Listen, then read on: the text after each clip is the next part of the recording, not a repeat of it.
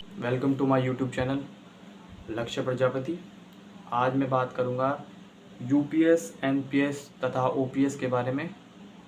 मैं बात करूंगा 5 मेजर डिफरेंट, क्या इसमें अंतर है उसके बारे में आज मैं इस वीडियो में बात करूंगा। आइए जानते हैं इसके 5 मेजर अलग अलग डिफरेंट यूपीएस तथा एनपीएस तथा ओपीएस में मेजर डिफरेंस क्या है। पहला पॉइंट मैं आपके सामने रखने जा रहा हूँ। इसमें पहला पॉइंट है जो कि इन तीनों को अलग बनाता है। जो कि नई योजना है उसका पॉइंट, और जो ओपीएस है और एनपीएस के तीनों में मेजर डिफरेंट पहला पॉइंट मैं आपके सामने रखने जा रहा हूँ। इसमें यूपीएस में बेसिक का 50% और 25 साल की नौकरी के बाद पेंशन आपको मिलेगी। आपको 25 साल नौकरी करनी पड़ेगी, उसके बाद आपको पेंशन मिलेगी बेसिक। जो 25वां साल होगा उसके 12 महीने में जो आपका बेसिक पे आता होगा उसके हिसाब से आपको आपकी पेंशन मिलेगी 50%। और तथा एनपीएस में है, इसमें कोई गारंटी नहीं होती थी कि आपको पेंशन मिलेगी या नहीं मिलेगी। तथा ओपीएस में जो है इसमें बेसिक प्लस डीए का 50% तथा 20 साल की नौकरी करनी पड़ती थी जो ओपीएस है। एनपीएस में 25 साल कर दी गई है और ओपीएस में 20 साल थी। और इसके अलावा भी इसमें कई सारे मेजर डिफरेंट हैं, वो मैं आपको बताता हूँ। बिंदु कंट्रीब्यूशन का रखने जा रहा हूँ, जिसमें कि यूपीएस में आपको सरकार 18.5 का कंट्रीब्यूशन करेगी तथा कर्मचारी को 10% का कंट्रीब्यूशन करना पड़ेगा।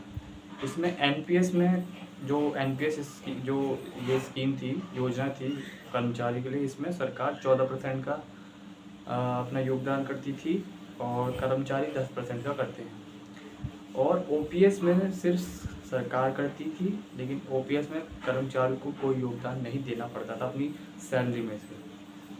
आइए जानते हैं तीसरे महत्वपूर्ण बिंदु के बारे में, जो कि है मिनिमम पेंशन। मिनिमम पेंशन में आपको यूपीएस में कम से कम 10 साल की नौकरी करनी पड़ती है तथा इसमें आपको सरकार 10,000 रुपये की पेंशन 10 साल के बाद आपको प्रदान करती है, 10 साल की नौकरी के बाद। और जी एनपीएस में आपको सरकार कुछ नहीं देती थी, इसमें कोई पेंशन नहीं थी 10 साल की नौकरी में। और जो ओपीएस है, ओपीएस में कम से कम 10 साल की नौकरी और 9,000 रुपये इसमें आपको सरकार पेंशन मुहैया प्रदान करती थी। इसमें आपको 9,000 रुपये मिलते थे। आइए जानते हैं आगे।